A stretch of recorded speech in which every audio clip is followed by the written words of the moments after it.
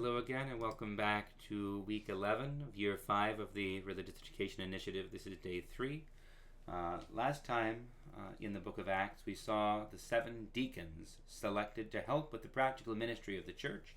And then we saw Stephen, the first of those deacons, confound his opponents in argument, so that they, being embarrassed, they brought false witnesses against him and raised a mob, and in the commotion he was arrested and brought before the Sanhedrin.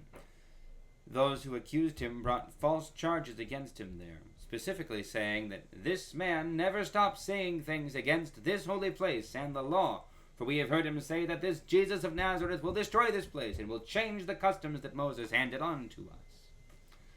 So this time we will see Stephen answer these charges with a lengthy summary of the entire history of the children of Abraham, or at least as much as he's able to say.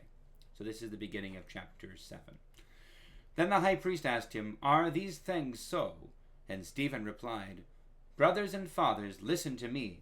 The God of glory appeared to our ancestor Abraham when he was in Mesopotamia, before he lived in Haran, and said to him, 'Leave your country and your relatives and go to the land that I will show you.'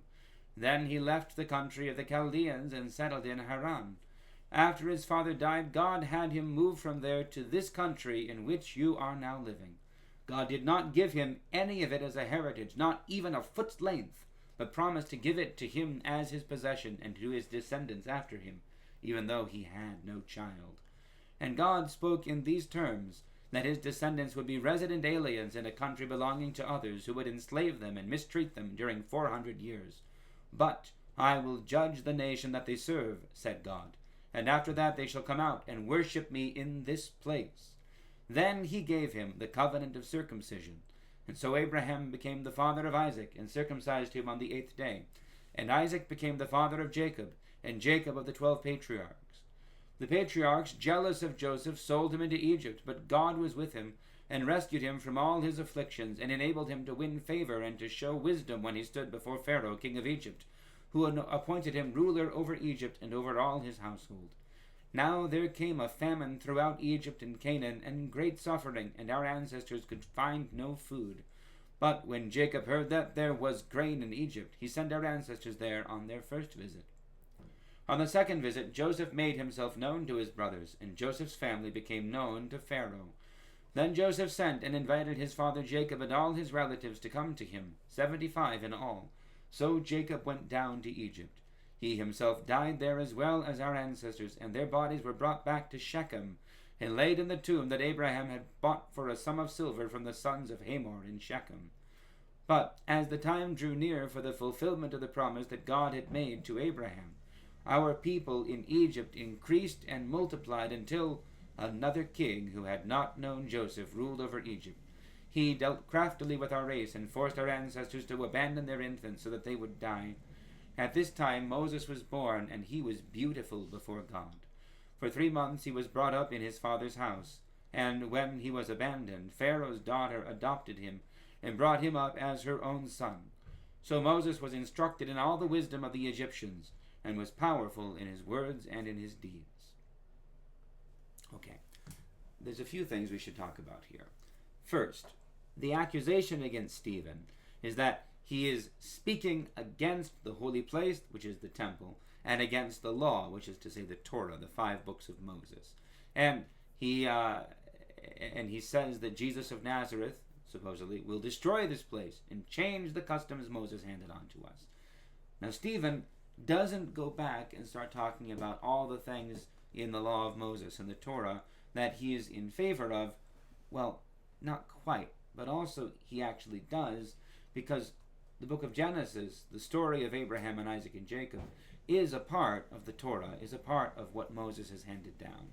It's not the part that gives all the strict, specific things to do, but it's the context, the background, and it's going back before Moses as well.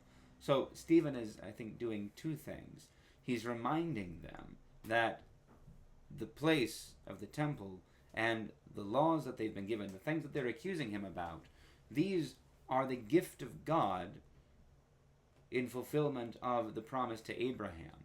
But they're not the only promise that God had given to Abraham. And he's going to go on and show how faithless God's people have been with those promises throughout, which is to say that there's a reason that these things might be taken away. So he's not quite refuting the charge as contextualizing it. They're not going to like this one bit because it doesn't really it doesn't speak well of them, this situation. But I think that's what's happening. The other thing that's interesting is this is a reminder to us that the Old Testament at the time of Christ was not a monolithic thing. There are some variant readings, and one of them actually shows up here, which is kind of interesting. As we continue reading through, we will see that Jacob, when he died, was brought back, and Genesis, as we have it, says that he was brought back and buried in the cave at Hebron that Abraham had bought from the sons of from the Hittites. But Stephen, and whether Stephen is getting this wrong or whether he's reading a variant reading, because if I'm not misinformed, the Samaritan Pentateuch, the Samaritan Torah, it says that the patriarchs were not buried in Hebron, which belongs to Judah, but were in fact buried in the tomb outside of the city of Shechem, on property that Jacob did indeed buy. Well, Jacob bought it though and buried Rachel there, I believe. So there's a little bit of the tension between the descendants of Joseph on the one hand and the descendants of Judah on the other, and apparently there are competing claims for where the patriarchs were buried. And it's interesting that Stephen is talking about this other one that probably wouldn't make him friends either. But the main point for which he's getting, for which they're getting very angry at him, is his reminder that everything is, that they have been faithless, and that their fathers have been faithless, not just faithless to the law, to the Torah, to the law of Moses, but faithless even beforehand, even before the law was given. So I think that's where he's going, but we'll see next time and the time after. For now, God bless you all. Have a blessed day, and I'll see you next week.